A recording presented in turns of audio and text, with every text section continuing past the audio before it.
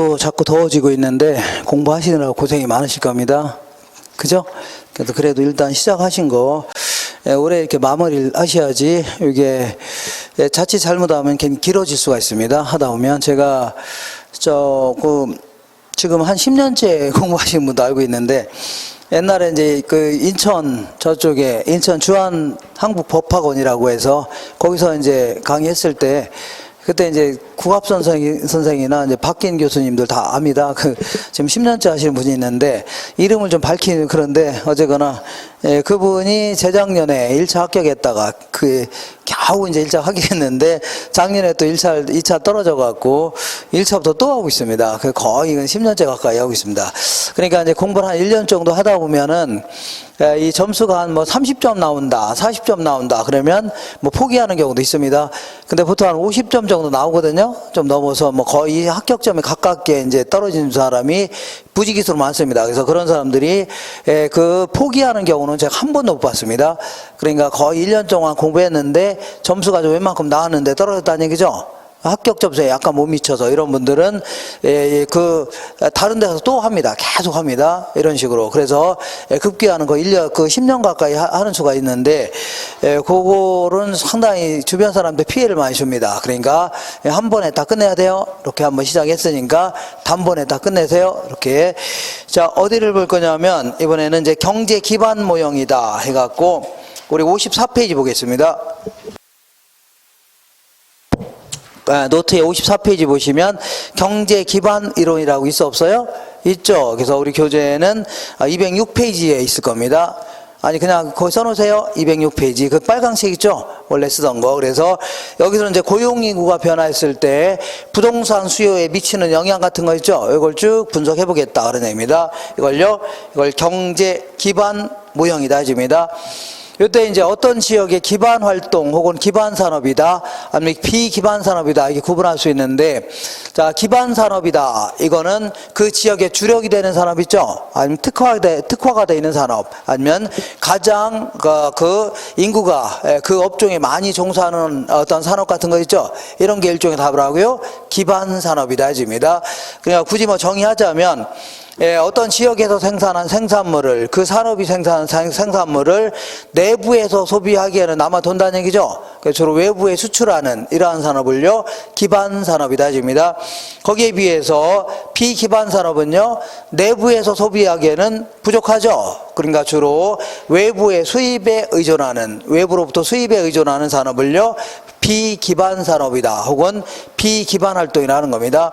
예를 들어서 저기 거제도 같은 데 가면 그 조선소가 있어 없어요?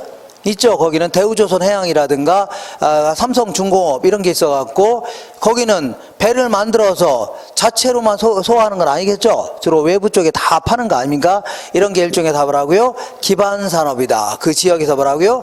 기반 산업이다. 주력이 되는 산업이다. 특화되어 있는 산업이다 해줍니다. 그죠? 그런데 이때 이제 어떤 산업이 그 지역에서 기반 산업이냐 아니냐를 측정하는 척도가 하나가 있는데, 이게 바로 그 LQ라는 겁니다. 로케이션 코에피시언트 해갖고, 이런 얘기입니다. 우리나라 지도가 이렇게 돼 있는데, 여기에 이제 울산이 딱 있을 겁니다. 울산.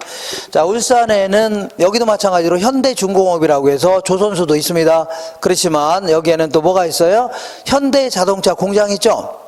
그죠? 그럼 현대자동차 공장이 울산에도 있고 충남 아산에도 있고 전주에도 있습니다. 그러면 이 울산에 가면 자동차 공장이라고는 현대자동차만 있을래나요? 천만에요. 자동차 관련된 모든 산업이 다 들어와 있습니다. 자동차 관련된 모든 공장이 다 들어왔다는 얘기죠. 각종 납품 공장 다 들어와 있는 거 아닙니까? 그러니까 아무래도 이 지역에서는 자동차 산업이 기반 산업이라는 걸 알 수 있을 겁니다. 그잖아요? 여기서 생산한 거를 자체에서 소비하는 정도만 생산하는 게 아니죠. 주로 어디라고요? 외부에 수출하는 거 아닙니까? 이걸 뭐라고요? 기반 산업이다. 그래서 어쨌거나 이 지역의 인구 구조를 한번 보겠습니다.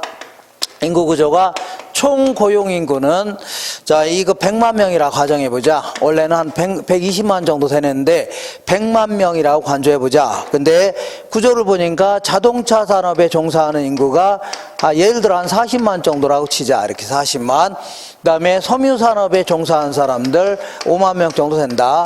그 다음에 관광산업에 종사한 사람들이요, 한 3만 명 된다고 치자.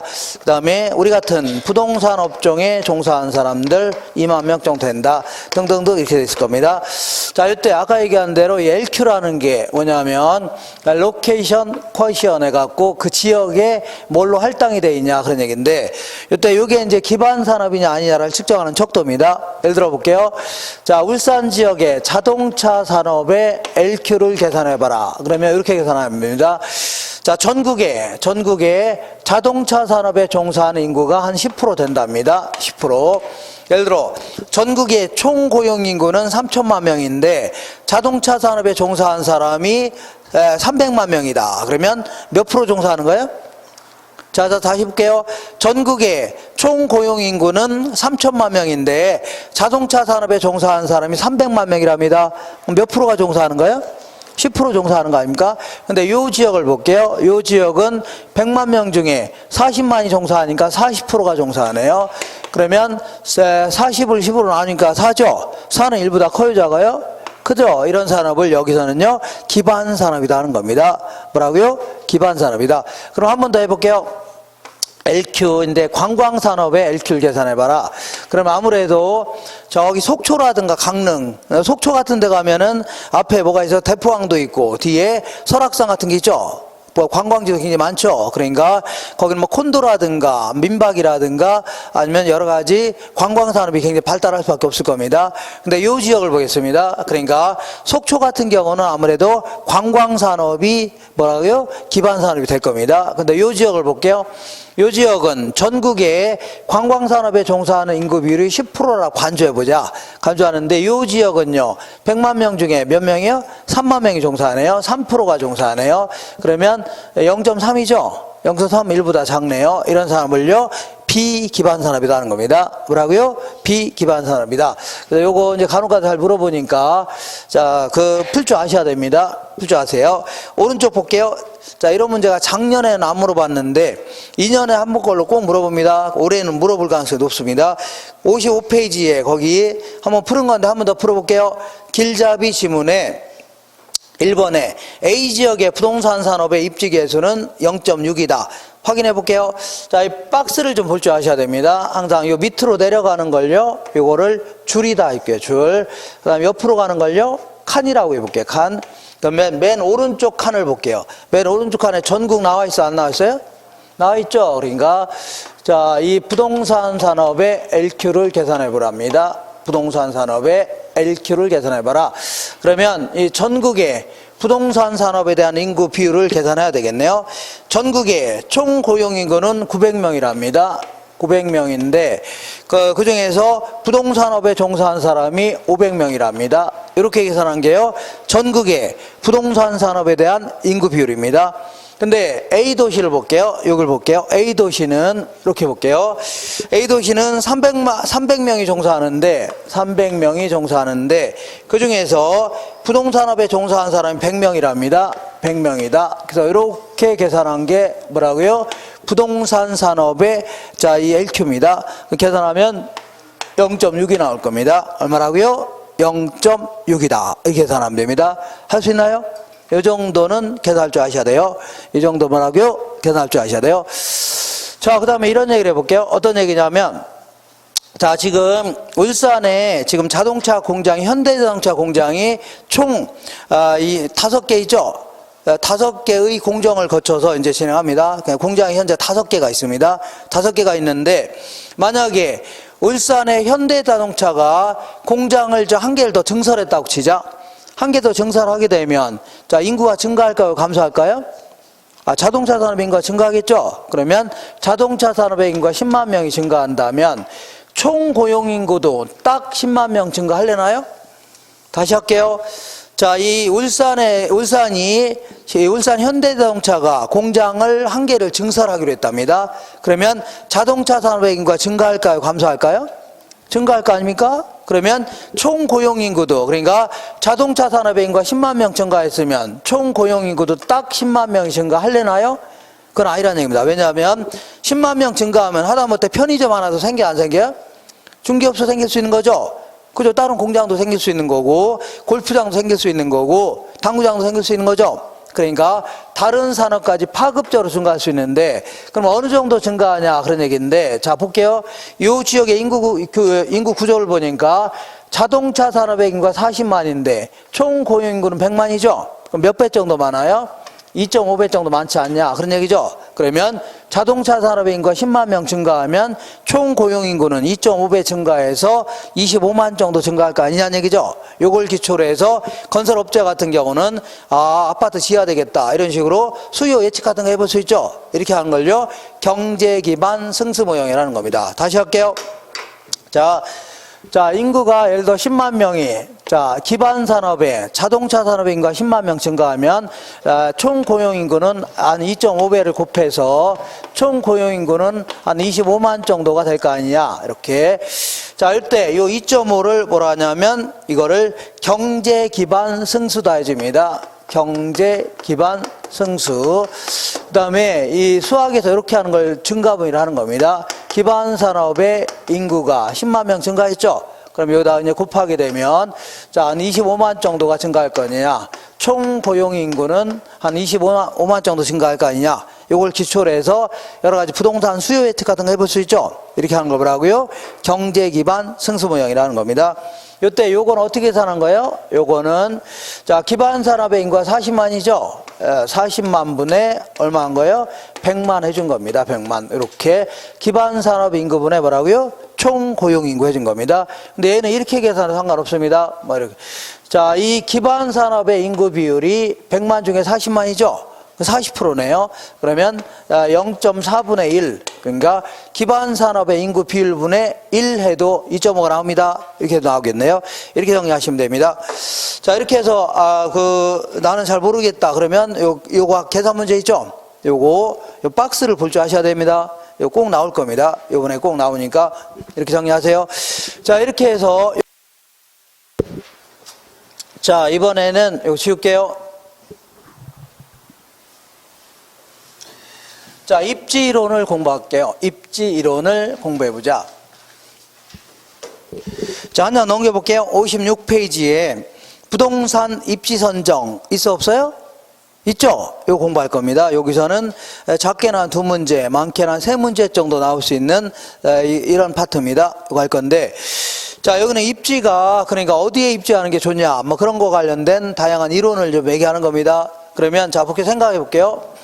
우리 이제 주거지와 관련된 입지이론도 있을 수가 있고, 그 다음 상업지와 관련된 거, 공업지, 농업지, 이런 거 관련된 입지이론이 있을 수가 있는데, 먼저, 자, 주택은 어디에 입지하는 게 좋을래나요? 아무래도 쾌적하고 편리한 곳 있죠? 생활에 편리한 곳, 이런 게 좋을 겁니다.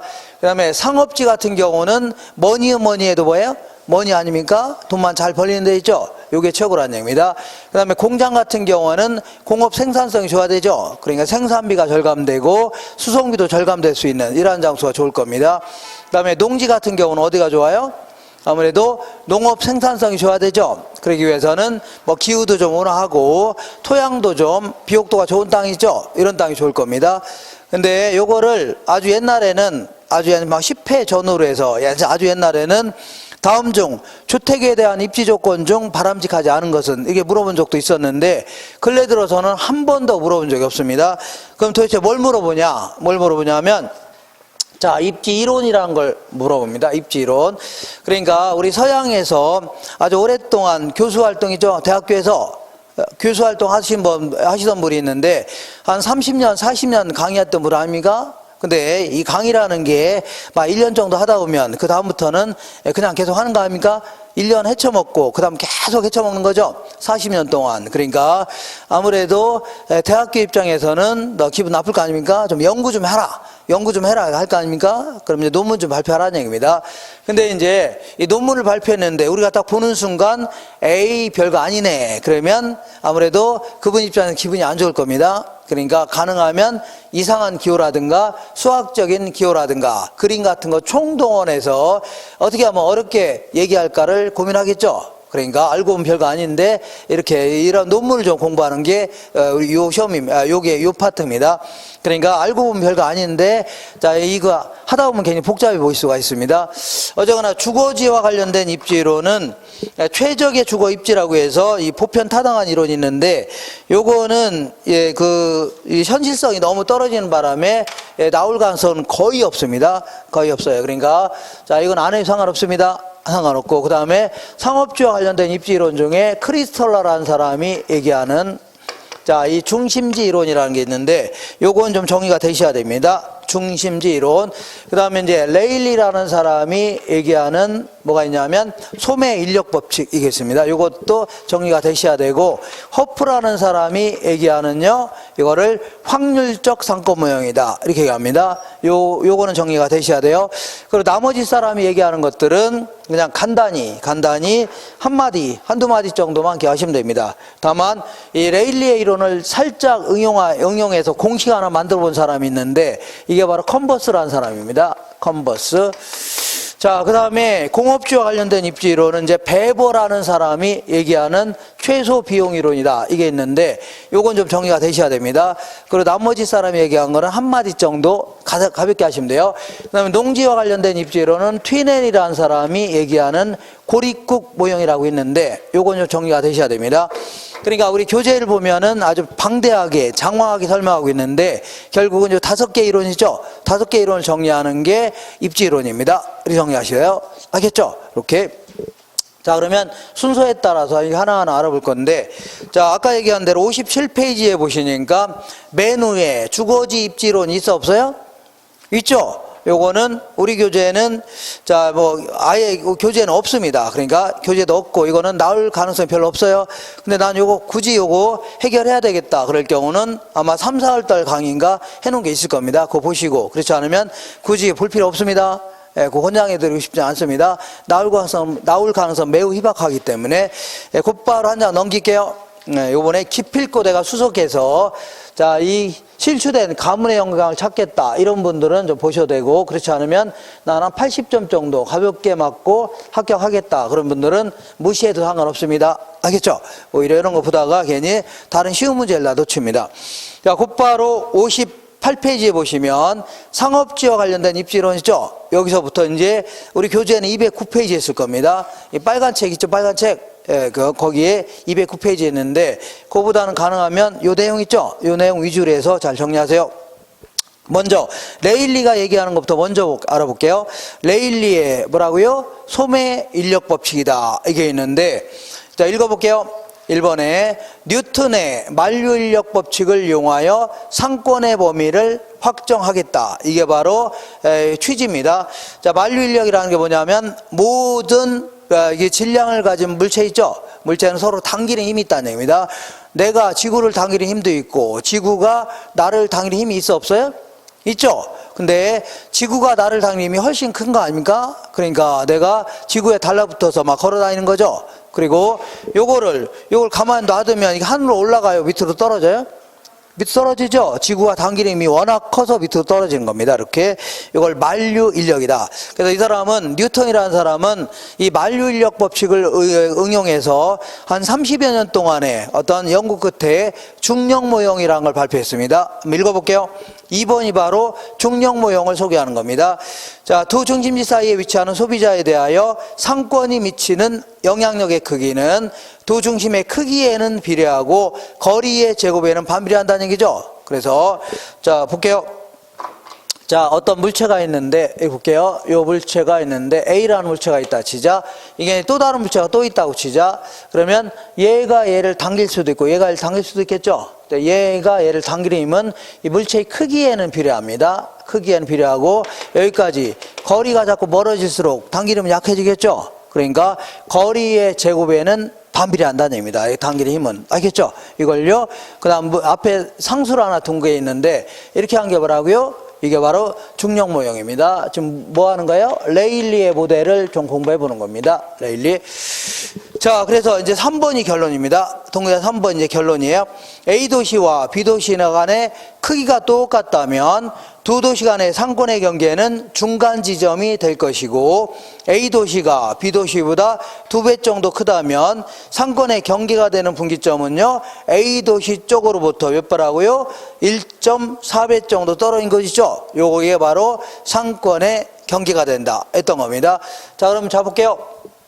A라는 물체가 있고 여기 또 다른 물체가 있는데 B라는 물체가 있다고 치자. 그리고 요 사이에 C라는 물체가 또 있는데 C라는 물체가 여기 있다고 치자. 그럼 아무래도 A가 당길 힘이 클까요? B가 당길 힘이 클까요? A가 클 겁니다. A 쪽으로 가서 달라붙을 겁니다. 만약에 여기에 또 다른 물체가 있다면 B가 크겠죠? 그죠? 이 B에 가다 달라붙을 겁니다. 근데 이걸 점점 옮겨볼게요. 점점 이렇게 옮기다 보면 어느 점에 가서는 양쪽이 당길 힘이 같아요? 달라요? 같다는 얘기죠? 그럴 경우는 자, A가 당길 힘과 B가 당길 힘이 같으니까 이 딱 머물러 있으려고 할 겁니다. 이걸 분기점이라 해볼게요. 뭐라고요? 분기점이다. 자, 그러면 이거는 A 도시라고 치자. 이걸요, B 도시라고 치자. 이렇게. 자, 그럼 도시는 크기를 뭘로 따져요? 인구로 따지죠. 그러니까 A 도시의 인구를 뭐라 할까요? A 도시 인구를 population A라고 할게요. population. 이걸 뭐라고요? population B 할게요. 그 다음에 여기까지 거리가 있겠네요. 여기도 거리가 있을 텐데, 자, 여기까지 거리를 영어로 distance 해줄게요. distance. 자, distance A 뭐라고요? distance B 해줄게요. 자, 그러면 자, 유인력이라는 게 뭐냐면 당기는 힘을 얘기합니다. 유인력, 당기는 힘. 자, 먼저 A 도시가 A를 당긴 힘을 계산해 볼게요. 자, 중력 모형을 통해서 알아볼게요. 중력 모형을 통해서 A가 얘를 당긴 힘은 도시의 크기에는 비례하죠. 그러니까 인구에는 비례한다는 얘기입니다. 그러니까 얘가 크면 얘도 커진다는 얘기죠. 그 다음에 여기부터 여기까지 거리의 제곱에는 반비례한다. 그러니까 거리가 자꾸 멀어질수록 기하급수적으로 줄어드는 겁니다. 흡인력이 작아진다는 얘기죠. 이렇게. 그 다음에 이번에는 유인력. 자, B 도시가 얘를 당기는 힘을 계산해 볼게요. 얘를 당기는 힘은 도시의 크기에는 비례하겠네요. B에는 비례하고 여기까지 거리의 제곱에는 반비례한다. 이렇게. 자, 이게 바로 이제 써본 거죠. 중력 모형을 통해서 써본 건데, 그런데 문제는 자, 이 분기점에서는 양쪽이 당길 힘이 같아요, 달라요? 같다고 했죠. 그러니까 A 도시가 당기는 힘은 요거고 B 도시가 당기는 힘이 요거죠. 그러니까 두 개를 똑같이 해볼게요. 똑같이 하게 되면 하나의 공식을 한번 만들어 볼 수 있는데, 공식이 어떻게 나오냐 신경 쓰지 마세요. 얘랑 똑같이 하게 되면 이제 결론이 이겁니다. 결론은 이거 지워도 되죠. 결론은 자, TA 대 DB는 루트가 나옵니다. 루트가 나오니까 반가워요, 안 반가워요? 어떤 사람 재수없다 그럽니다. 그죠? 자, 어쨌거나 PB분의 PA 대 1 이렇게 됩니다. 요게 이제 아까 그걸 이거 공식 이렇게 만들어 본 겁니다. 이렇게. 자, 그러면 만약에 A 도시하고 B 도시가 똑같다고 치자. 크기가 여기도 1000명, 여기도 1000명이면 루트 1000분의 1000이죠. 루트 1이 되겠네요. 루트 1 대 1이 됩니다. 그럼 루트를 없애야 되는데, 루트를 없앨 때는 이렇게 루트 4다. 그러면 이 안을 제곱의 형태로 바꿔 놓을게요. 제곱의 형태로 바꿔 놓으면 2의 제곱이죠. 이렇게 한다면 이때는요, 얘랑 없어집니다. 없어지면서 2가 돼요. 이렇게. 그러면 질문해 볼게요. 루트 16이다. 그러면 뭐의 제곱이에요? 4의 제곱이네요. 4의 제곱이다. 자, 그러면 이렇게 될 때는 얘랑 없어집니다. 그럼 얼마라고요? 4가 돼요. 근데 루트 1은 제곱의 형태로 바꾸면 루트 1은 그냥 1 제곱하면 그냥 1이죠. 그러니까 똑같다는 얘기입니다. 그러니까 얘랑 없어지니까 1대 1 이렇게 됩니다. 그러니까 두 도시의 인구가 똑같다면 상권의 경계가 되는 분기점은 딱 중앙이 됩니다. 뭐라고요? 중앙. 근데 만약에 A 도시는 2000명이고 B 도시는 1000명이다. 여기는 1000명, 여기는 2000명이라는 얘기죠. 그러면 루트 1000분의 2000이니까 루트 2가 되겠네요. 자, 근데 루트 2는 이걸 제곱의 형태로 바뀌어야 되는데 일반 계산기로는 계산이 힘듭니다. 그러니까 어쨌거나 얘는요 1.4를 두 번 곱하면 2가 됩니다. 이렇게 돼요. 자, 암기하시면 돼요. 그럼 이때는 1.4가 되겠네요. 뭐라고요? 1.4. 자, 그러니까 결국은 A 도시가 B 도시보다 2배 정도 크다면 상권의 경계가 되는 분기점은요, A 도시 쪽으로부터 몇 배라고요?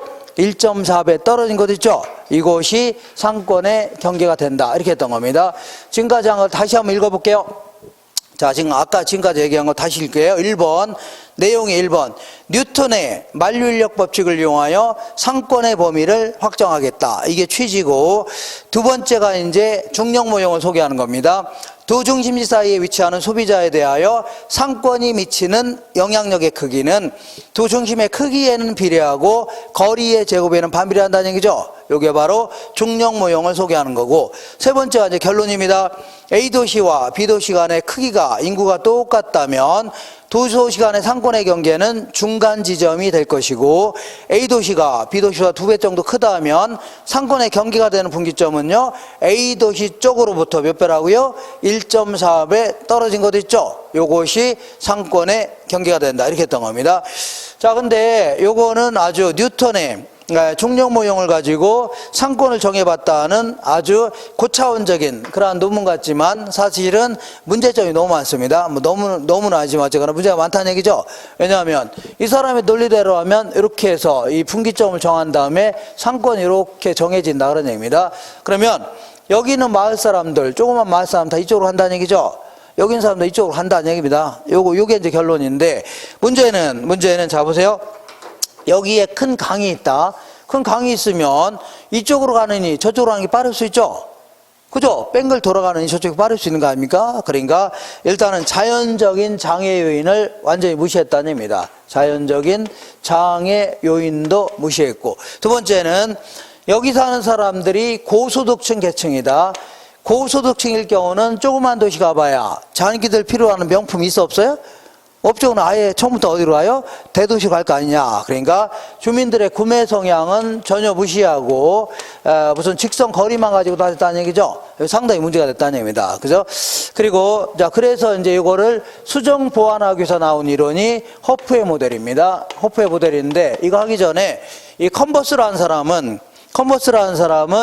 만약에 여기서부터 여기까지 거리가 만약 주어져 있다면, 이렇게 거리가 이렇게 주어져 있다면, DAB라고 주어져 있으면, 요 거리나 요 거리를 구하는 공식 있죠? 이거 어렵지 않게 만든 겁니다. 어렵지 않게 만든 거니까, 요거를, 요걸 물어볼 가능성 많진 않아요. 거의 없습니다. 예를 들어 한 18회 때인가 나온 적이 있는데, 다 틀렸습니다. 다 틀렸어요. 그래서 이런 거는 틀리라고 하는 거니까, 그냥 이렇게만 하시면 돼요. 컨버스라는 사람은 두 도시 간의 거리가 주어져 있다면, 자, 분기점까지 거리 있죠? 이걸 구하는 공식을 한번 만들어 봤는데, 자, 예를 들어 TA는 이렇게 TAB를 요거를 1 플러스 루트 이제 분자분모가 바뀝니다. PA분의 PB 이렇게 해서 공식을 만들어 봤는데, 자, 이 공식까지 암기하기 쉬워요? 어려워요?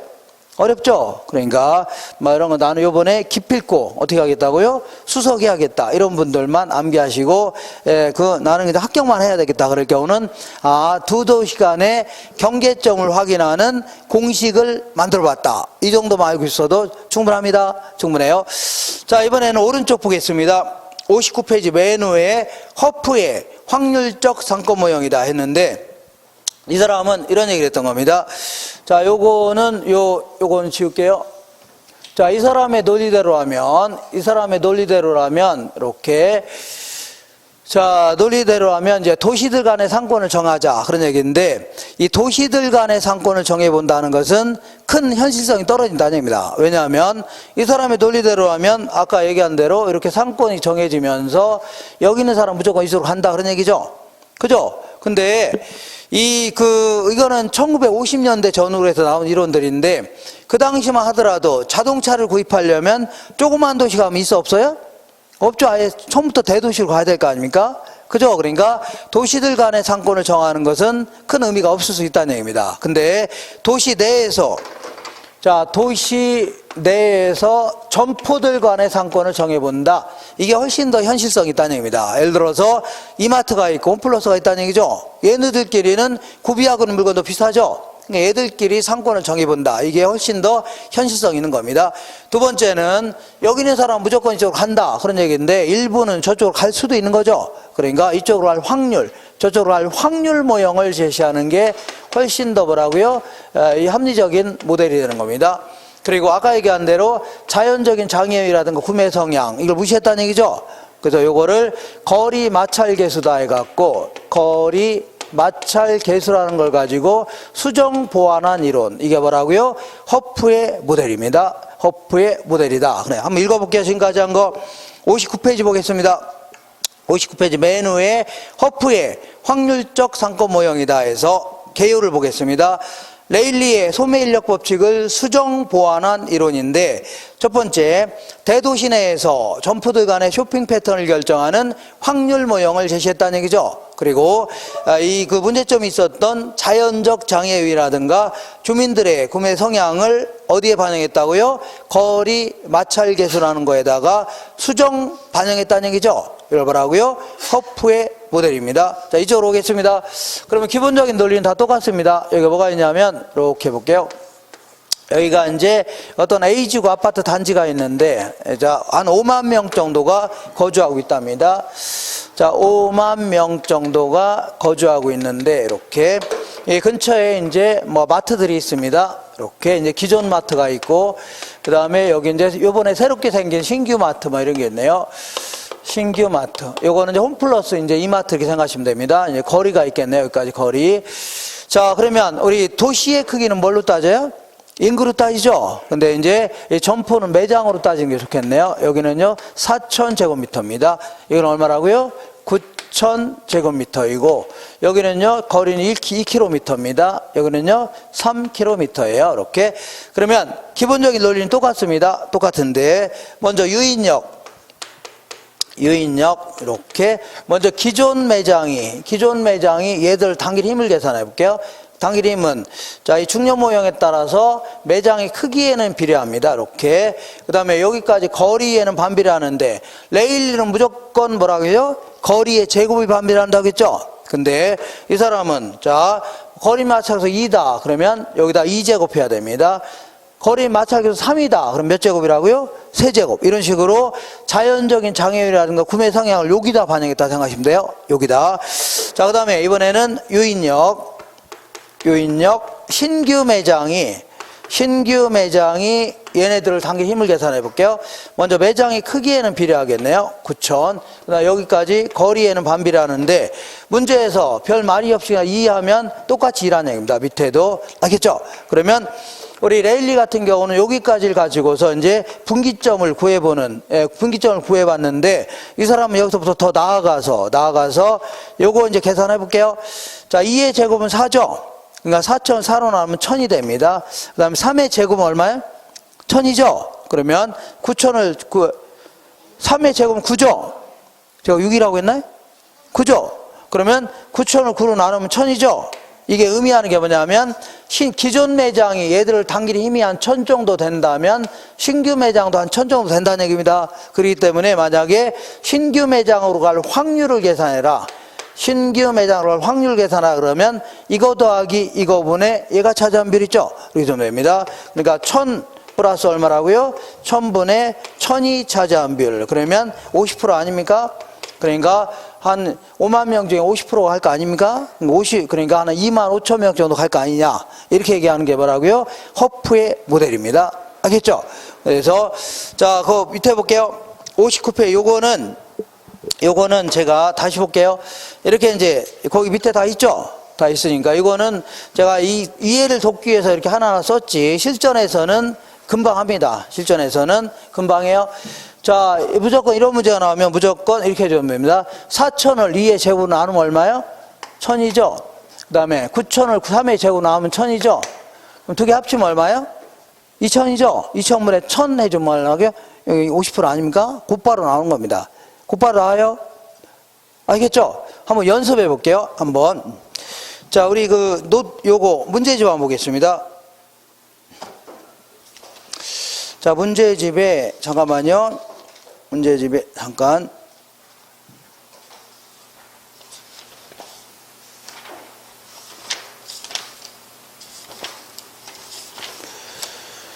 자, 323페이지 한번 보겠습니다. 323페이지 찾으셨나요? 찾았죠? 자, 다음에 그림을 보고 허프의 이론에 따라서 신규 매장으로 A지구 사람들이 쇼핑하러 갈 확률을 계산해라. 거리 마찰에서 얼마라고요? 3이랍니다. 그러면 A지구는 이제 인구는 안 나와 있고, 기존 매장이 면적이 1000, 이거 다 지울게요.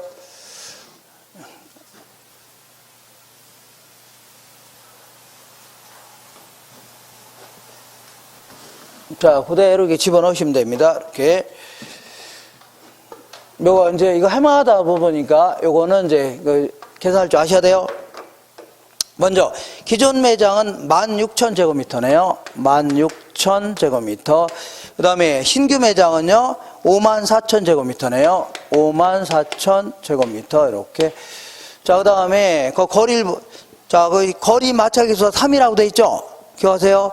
그 다음에 2km, 3km네요. 2km 얼마라고요? 3km이 되네요. 자, 그러면 이때는 어떻게 계산하면 돼요? 자, 16,000을 뭐로 나누라고요? 2에 세제곱 나누면 됩니다. 3이라고 했죠? 요거는 뭐라고? 얘가 1단계라면요 54,000을 뭐로 나누라고요? 3에 몇 제곱이에요? 세제곱. 아, 여기다 반영하라 했죠? 거리 마찰계수 3이라고 했죠? 그죠? 그러면 곧바로 계산할 수 있습니다. 뭐가 나오냐면, 여기도 2,000 나오고, 여기도 얼마 나온다고요? 2,000. 여기도 얼마라고요? 2,000. 합치면 4,000이죠? 4,000분의 2,000이니까 뭐라고요? 곧바로 50% 나오는 겁니다. 얼마라고요? 50% 할 수 있죠? 자, 그리고 제가 꼼꼼히 이거를 한 번 더 봤는데, 아, 이거 또 이게 오류가 생겼네요. 어디를 볼 거냐면, 잠깐만요. 자, 314 있는 거 이따 할게요. 이따 기출문제니까, 이게 빠뜨렸네요. 빠뜨렸어요. 자, 다시 돌아올게요. 저렇게 해서 얼른 계산하면 돼요. 자, 돌아오셔서, 자, 59페이지 보겠습니다. 요 교재. 59페이지 맨 아래 결론 보겠습니다. 결론. 이 사람은 항상 계속 이런 걸 강조했습니다.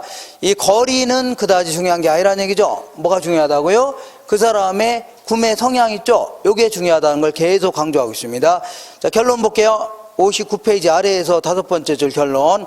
거래권에 영향을 주는 것은 행동자로서의 뭐라고요? 소비자다. 그러니까 거리보다는 뭐가 중요하다고요? 구매 성향이 중요하다 그런 얘기입니다. 상가는 소비자의 기호라든가 소득관계를 잠적하여 선택된 상품을 판매해야 된다. 그러니까 무슨 얘기냐면, 여기가 이제 서울에서 이제 압구정동 이런 데가 좀 잘 사는 동네 아닙니까? 근데 여기다가 이 싸구려 물건을 판다고 해서 팔려 안 팔려요? 안 팔리죠. 이 사람들 구매 성향에 맞는 거를 팔아야 된다 그런 얘기입니다. 그 다음에 적당한 거리에 고차원 중심지가 있으면 인근의 저차원 중심지를 지나칠 가능성이 커진다는 얘기죠. 그러니까 여기에 A지구 아파트 단지 사람들이 그동안은 이제 탑마트 이런 게 갔었는데, 이렇게 적당한 거리에 이마트가 생겼답니다. 그럼 이거 다 지나치고 다 어디로 가요? 이마트로 간다는 얘기죠. 이런데 이마트로 가야 다양한 상품을 많이 구비하고 있기 때문에 선택의 폭이 넓어진다는 얘기죠. 그러니까 고차원 중심지를 저차원을 지나치게 가능성이 커진다는 얘기입니다. 그 다음에 고차원 계층일수록 수성 가능성 확대된다. 자, 여기서 고차원이라는 것은, 자, 이 고소득층 계층을 얘기합니다. 고소득층들은 식구별로 자동차가 다 있어 없어요? 있죠. 그러니까 거리가 그다지 중요해요 안 해요? 안 하고 다 차 끌고 다니다는 얘기죠. 그러니까 거리는 그다지 중요한 게 아니라는 얘기죠. 이런 걸 계속 강조하는 겁니다. 거리는 그다지 뭐라고요? 중요한 게 아니다. 한 장 넘겨볼게요. 이제 60페이지 보겠습니다. 자, 이번에는 크리스탈러 이론을 알아볼게요. 자, 크리스탈러 내일이 큰 버스 타고 가서 호프 마시러 간 날이지 해갖고 저번에 했는데, 자, 이제 크리스탈러 이론 요거 좀 정의해 볼게요.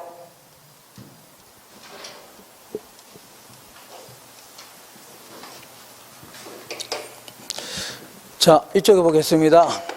크리스탈러다. 이렇게. 이 사람의 이론인데, 자, 이 사람은 한번 읽어볼게요. 자, 의의를 자꾸 읽어보면 이 사람이 무슨 얘기 하는가 다 알고 있습니다. 알 수 있습니다. 중심지의 규모를 고차에서 60페이지 위쪽입니다. 고차에서 저차 중심지로 하향적으로 분류한 다음에 중심지가 성립하기 위한 조건으로 재화의 도달거리와 최소 요구치와의 관계를 설명하면서 중심지의 형성 과정을 설명하고 있다는 얘기죠. 그러면서 또한 원형의 중심지의 영향권이 서로의 경쟁을 위하여 흡수 경쟁하다가 결국은요 벌집 모양으로 균형을 찾아간다는 얘기죠. 이런 얘기를 했던 겁니다. 어쨌거나 이 사람은 이런 얘기를 먼저 해볼게요. 어떤 이제 중심지라는 게 뭐냐면, 중심지라는 게 주변 지역에 재화나 서비스를 제공하기 위한 어떤 장소를 얘기합니다. 상점들이 밀집되어 있는 곳이라든가 특정 상점의 장소. 그러니까 우리가 공부하고 있는 이 시설은 어디에 있어요? 요 이마트 바로 앞에 있죠? 여기 있는 거 아닙니까? 이게 바로 중심지입니다. 그죠? 그리고 이 상권이라는 게 뭐냐면, 상권이라는 것은 고객들이 존재하는 권역을 얘기합니다. 고객이 존재하는 지리적 권역, 이걸 뭐라고요? 상권이다. 그러면 우리 백화점 같은 경우는 아주 멀리서도 와요, 안 와요? 물론 멀리서도 오죠. 그러니까 상권이 크다 해줍니다. 근데 이제 편의점 같은 경우는 동네 사람만 오는 거죠. 상권이 어떻다고요? 작다, 좁다 해줍니다. 이렇게. 그래서 이 사람은 이제 중심지를 이렇게 상권의 크기에 따라서 크게 세 가지 형태로 구분했습니다. 얘는요 고차 중심지, 얘는요 중차 중심지, 저차 중심지, 이렇게 세 가지 형태로 하향적으로 분류했습니다. 그래서 고차 중심지는 이제 백화점 생각하시면 됩니다. 백화점 아주 멀리서도 와야 하나요? 오죠? 이런 걸요 고차 중심지다. 그 다음에 저차는 이제 편의점 생각하시면 됩니다. 우리 편의점은 동네 사람만 오는 거죠. 이러고요 저차 중심지. 그 다음에 중차는 이제 뭐 어중간한 거, 뭐 탑마트다, 뭐 엠마트다, 어중간한 게 있죠. 1층 전층을 다 쓰긴 하는데 주차장은 이제 마당에 좀 있고 어쨌거나 파는 건 다 팔죠. 이런 걸 뭐라고요? 중차 중심지 해주면 되겠네요. 이렇게 하향적으로 분류한 다음에, 물론 허프 같은 경우에는 이렇게 이 점포를 가지고 점포를 가지고 상권을 정해봤습니다.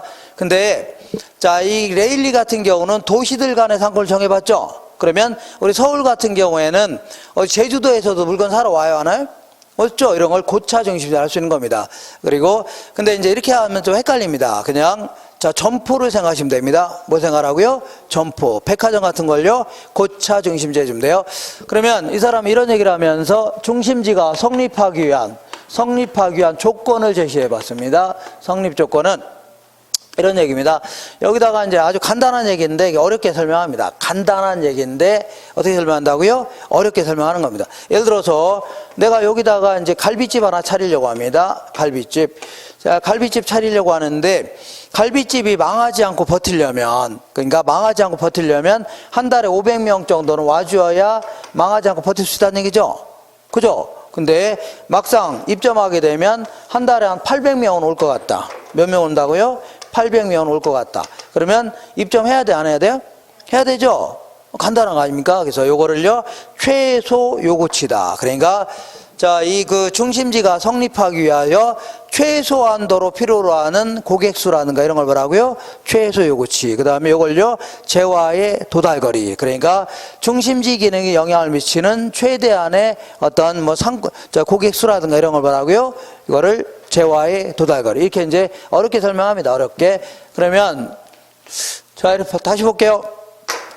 동탄 신도시에 현대백화점을 입점시키려고 한다. 현대백화점을 입점시키려면 만약에 현대백화점이 망하지 않고 버티려면 한 달에 몇 명이라고요? 한 달에 그러니까 한 6km 내에 있는 사람들은 와줘야 된답니다. 6km 내에 있는 사람은 와줘야 되고, 인구로는요 한 5만 명 정도는 와줘야 버틸 수가 있다는 얘기죠. 한 달에. 그죠? 이렇게 안 오면요 망한다는 얘기죠. 근데 막상 입점하게 되면 주변에 오산이라든가 수원의 일부라든가 송탄 이런 데 있죠. 이런 데 올 것 같다는 얘기입니다. 이 정도. 그러다 보니까 이 한 9km 내인 사람까지도 올 것 같답니다. 고객수로는요 한 8만 명 올 것 같다는 얘기죠. 그러면 입점해야 돼, 안 해야 돼요? 해야 되죠. 그죠? 그래서 지금부터 6km 5만 명, 이걸 뭐라고 하냐면 최소 요구치라는 겁니다. 중심지 기능이 유지되기 위해서 최소한도로 필요하는 상권의 범위라든가 고객수, 이걸 뭐라고요? 최소 요구치다. 이걸 뭐라고 하냐면 이걸요, 재화의 도달거리라는 겁니다. 자, 중심지 기능이 영향을 미치는 최대한의 공간적 범위라든가 고객수, 이런 거 뭐라고요? 재화의 도달거리. 당연히 이게 클 때 성립하는 거죠. 그죠? 이게 쉬운 얘기 이렇게 어렵게 얘기합니다. 그 다음에 이 사람은 이걸 통해서 이제 또한 이제 균형에 이르는 과정까지도 설명했습니다. 균형에 이르는 과정도 이렇게 설명했는데, 이 사람은, 자, 볼게요. 자, 동탄 신도시에 홈플러스가 지네들 최소 요구치는 요 정도 되고 도달거리가 이만큼 되니까 입점했다는 얘기죠. 그 다음에 여기 이마트도 입점했다고 치자. 이렇게 롯데마트도 입점했다고 치자. 입장하고 나니까 이런 데는 재화가 도달이 안 되는 지역도 있어 없어요? 있죠. 이걸 가만둬야 하나 돼요? 치열하게 막 전혀 이거를 잡아먹으려고 막 경쟁하려고 할 겁니다. 광고라든가 이런 걸 통해서. 그러다 보니까 결국 어떤 식으로 바뀌어 나가요? 상권이 이렇게 바뀌어 나갑니다. 이렇게. 자, 요거는요, 홈플러스. 얘는 뭐라고요? 이마트, 롯데마트. 이게 바뀌어 나가는데, 물론 이렇게 가까운 데야 여기로 가겠고, 가까운 데 가겠죠? 근데 이 어중간한 지역, 이런 지역, 자, 이거를 뭐라고요? 이거를 경합지역이라 하는데, 이러한 지역은 뭐 이쪽으로 갈 수도 있고 이쪽으로 갈 수도 있는 거죠. 거리가 큰 차이가 없으니까. 자, 그럴 경우에는, 자, 만약에 이마트가 홈플러스보다 훨씬 더 품질이 좋다 그러면 이마트로 가려고 하죠. 똑같은 물건인데 가격이 훨씬 더 이마트가 싸다 그럼 어디로 가요? 이마트로 가려고 할 겁니다. 그러다 보니까 홈플러스는 이 물건 그 손님 안 뺏기려면 어떻게 해야 돼요? 자, 이 가격이랑 품질이 딸리면 돼야 안 돼요? 안 된다는 얘기입니다. 그래서 우리 김포에도 홈플러스가 2개나 되는데, 그 풍무점에 가다 내려가다 보면 예전에 봤는데, 다른 업체에 비하여 비싸게 파는 게 있다면 5배로 환불해 주겠다는 얘기죠. 그죠? 이러면서 가격 경쟁할 수밖에 없는 겁니다. 그러니까 남들보다 비싸게 팔면 돼야 안 돼요? 안 됩니다. 결국은 나중에는 결국 가격도 비슷해지고 품질도 거의 비슷해집니다. 그렇지 않으면 망하니까. 그러니까 결국은 가격이나 품질이 비슷하다면 가까운 데 가겠죠. 그러니까 여기 있는 사람 이쪽으로 하니까 상권이 이게 분리됩니다. 이렇게 분리된다는 얘기죠. 결국은 이런 식으로 상권이 확정되어 나갑니다. 이런 식으로. 이걸 뭐라고요? 벌집 모양이다 해줍니다. 뭐라고 한다고요? 벌집 모양으로 확정되어 나간다는 얘기죠. 이거는 홈플러스, 이마트, 롯데마트. 그러면 이런 걸 뭐라고요? 고차 중심지라 하는데, 고차 중심지 간에는 거리가 멀어요? 좁아요? 멀죠? 근데 이 안에는 수많은 편의점들이 있을 겁니다. 자, 얘들끼리는 좀 가깝죠? 저차 중심지일수록 거리는 가깝다는 얘기입니다. 자, 지금까지 한 거 결론입니다. 결론. 자, 거기 61페이지 딱 중간에 결론 있어 없어요? 있죠. 그래서 고차일수록 중심지 간의 거리가 멀고 저차일수록 가깝다는 얘기죠. 그 다음에 고차일수록 중심지 규모가 커지고 다양한 중심 기능을 갖는 겁니다. 그러니까 이마트 상권의 범위 안에는 뭐 영화관도 있고 골프장도 있고 별게 다 있겠죠. 다양한 중심 기능을 갖는다. 저차 중심지에서 고차 중심지로 갈수록 피라미드 형태를 이루게 됩니다. 그러니까 이마트 상권의 범위 안에는 수많은 편의점이 있을 겁니다. 그 다음에 싱싱마트, 탑마트 같은 거 몇 개 안 되겠죠. 이마트 딱 있을 겁니다. 그래서 위로 올라갈수록 뭐라고요? 피라미드 형태를 이루게 됩니다. 그 다음에 중차 중심지가 포용하는 저차 중심지의 수는 고차 중심지로 갈수록 분포도가 줄어든다. 그러니까 자, 어떤 탑마트 바로 아래 보면 자, 편의점 무진장만 있을 겁니다. 이렇게. 근데 이마트 바로 아래는 몇 개 안 되겠죠? 그러니까 위로 올라갈수록 뭐라고요? 분포도가 줄어듭니다. 왜 줄어드냐면 자, 위로 올라갈수록 막대한 자본 요구가 되죠. 그러니까 자, 설사 아무나 할 수 없다는 얘기입니다. 그러다 보니까 위로 올라갈수록 분포도가 줄어드는 겁니다. 포용한다는 얘기는 그 상권의 범위 안에 있다는 얘기죠. 결과적으로 지배하고 있다는 얘기입니다. 지배. 그다음에 이 크리스털러라든가 허프도 둘 다 중심지 이론이라는 표현을 씁니다. 크리스털러도 뭐라고요? 중심지 이론. 그다음에 허프는요 확률적 상권 모형 혹은요 중심지 이론이라는 표현을 쓰는데, 크리스털러 같은 경우는 도시 전체에서 저런 식으로 중심지가 형성되어 나가는 과정이 있죠. 재화의 도달거리가 뭐라고요? 최소 요구가 커야 성립할 수 있죠. 이렇게 해서 중심지가 입점해 나가는 과정, 이런 걸 중심으로 해서 논문을 발표했는데, 허프는 아까 얘기한 대로 주민들의 구매 성향이 있죠. 구매 성향을 중심으로 해갖고 자, 이 상권이 형성되어 나가는 과정 있죠. 상권이 분리되어 나가는 과정, 구매 행태 이런 걸 중심으로 했기 때문에 이걸요 미시적 분석이라는 겁니다. 허프는 뭐라고요? 미시적 분석. 그 다음에 크리스털러는요 도시 전체에서의 입점 과정 있죠. 요걸 중심으로 했기 때문에 거시적 분석이다 표현합니다. 우리 경제학도 소비자들의 행동이라든가 생산자의 행동 있죠. 이런 걸 중심으로 해서 경제학을 구성해 나가는 걸요 미시경제라는 겁니다. 그다음에 도시 전체에서 인플레이션이라든가 실업률 같은 거 있죠. 요걸 중심으로 해서 발표해 나가 그 분석해 나가는 걸요 거시 분석이다 표현합니다. 이렇게 해서 요 정도 정리하시고 자, 그 잠깐 쉬었다 하겠습니다. 쉬었다가